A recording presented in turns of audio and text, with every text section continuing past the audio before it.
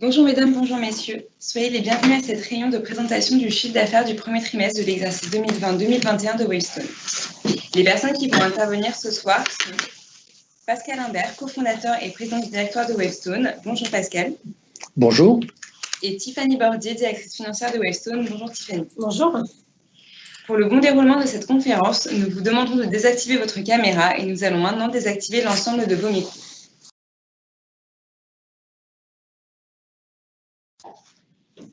Si vous êtes connecté sur Microsoft Teams, le support de présentation apparaît à l'écran.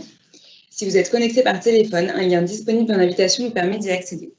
Je passe sans plus attendre la parole à Tiffany Bordier. Tiffany, c'est à toi. Merci Justine.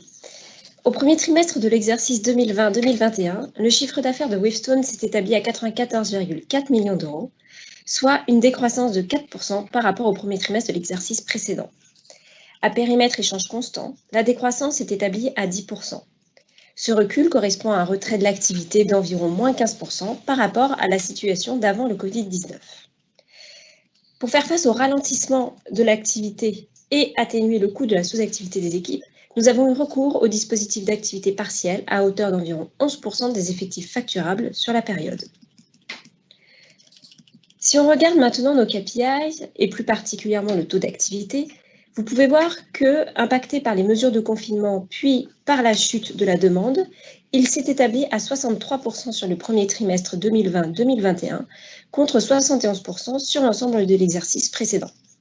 Ce taux d'activité de 63% est au final un peu supérieur aux 60% que nous avions annoncé, puisqu'il s'est progressivement amélioré au cours des mois de mai et juin.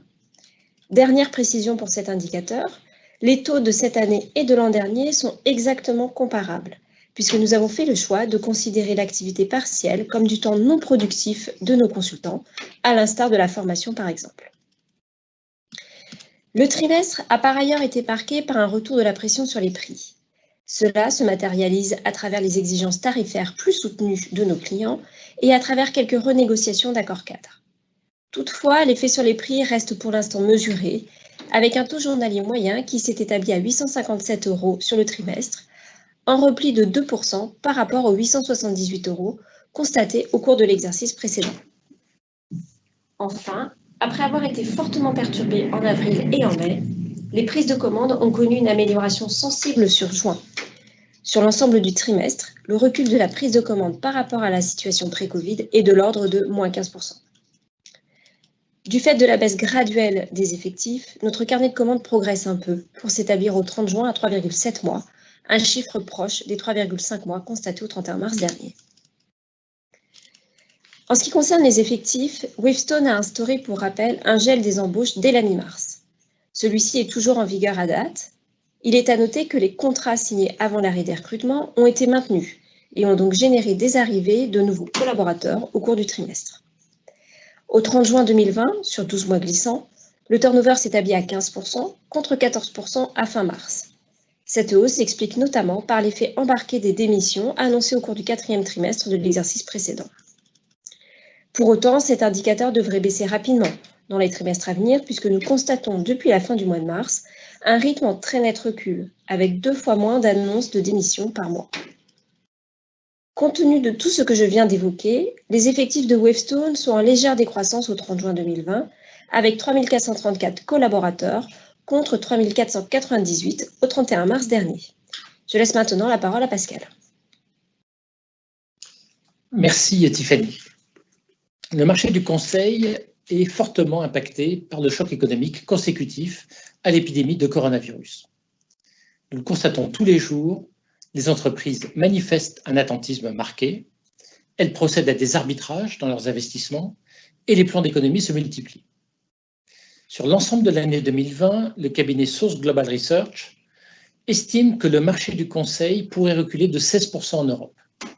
Un chiffre un peu meilleur que celui communiqué début juin, mais qui reste pour autant considérable et qui montre l'ampleur de la crise que traverse le marché du conseil. Tous les secteurs d'activité ne sont bien sûr pas logés à la même enseigne, ce qui nous a amené, depuis le début de la crise, à faire un certain nombre de paris sectoriels. Et avec un recul maintenant de quelques mois, les tendances que nous observons paraissent, dans l'ensemble, conforter ces paris. C'est le cas en particulier pour l'industrie pharmaceutique, les utilities ou encore le secteur public. La situation est plus contrastée en ce qui concerne les services financiers. La contrainte au sein du secteur bancaire paraît plus forte que ce que nous attendions, mais la résilience du secteur des assurances se confirme pleinement. Pour être complet, en ce qui concerne les secteurs plus fortement touchés, nous avons néanmoins connu de bonnes surprises, avec un ralentissement moins brutal qu'anticipé dans l'énergie, ainsi que dans le secteur du transport. Ce marché difficile nous amène à aborder le deuxième trimestre avec beaucoup de prudence.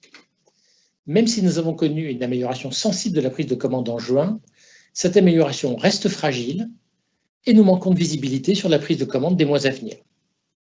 Le taux d'activité au cours du deuxième trimestre reste de ce fait lui-même incertain, et notamment pour ce qui concerne les mois d'août et de septembre. Nous maintenons donc le gel des embauches et nous poursuivons sur le trimestre le recours au dispositif d'activité partielle. Nous confirmons également le plan de performance déjà annoncé, qui va nous permettre de dégager de l'ordre de 15 millions d'euros d'économies sur nos charges externes sur l'ensemble de l'exercice.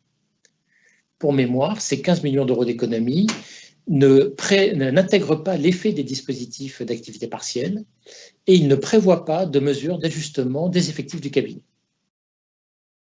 Enfin et surtout, nous poursuivons le plan de bataille lancé dès avril pour affronter la crise. Un plan axé, vous le savez, sur une relance vigoureuse de notre activité commerciale. Cette relance, nous l'orientons bien entendu en priorité vers les secteurs résilients dont je viens de parler. Et nous mettons en parallèle l'accent sur nos offres de services les plus en phase avec les enjeux de la période, cybersécurité, optimisation IT ou encore efficacité opérationnelle. Nous sommes en outre attentifs à faire preuve d'une grande agilité pour tirer au mieux parti des évolutions de la physionomie du marché dès qu'elle se décide. Ainsi que Tiffany l'évoquait il y a quelques minutes, le premier trimestre de l'exercice s'est un peu mieux déroulé que ce que nous attendions. Le cabinet reste donc dans une situation solide pour aborder les trimestres à venir. C'est le cas notamment pour notre situation financière qui s'est renforcée au cours du trimestre, avec une trésorerie disponible d'environ 82 millions d'euros au 30 juin, contre 65,1 millions d'euros 3 mois plus tôt, et avec un endettement net qui s'est encore réduit à 12 millions d'euros à la fin du trimestre, contre 29,1 millions d'euros au 31 mars dernier. Je précise que le cabinet n'a pas recours à la mobilisation de ses créances clients. Même si nous ne publions pas de compte trimestriel, nous avons en outre décidé, à l'occasion de ce point d'activité, de communiquer une estimation de notre rentabilité du premier trimestre, afin de fournir l'information la plus complète possible sur l'impact de la crise sur nos chiffres. Ceci m'amène à indiquer que la rentabilité du cabinet résiste, elle aussi, un peu mieux qu'attendu, avec une marge opérationnelle courante sur le premier trimestre qui est de l'ordre de 7%, et cette résistance de la marge opérationnelle courante est soutenue par les dispositifs d'activité partielle à hauteur d'environ 5 points. Voilà donc pour les commentaires que nous souhaitions faire ce soir sur notre activité du premier trimestre.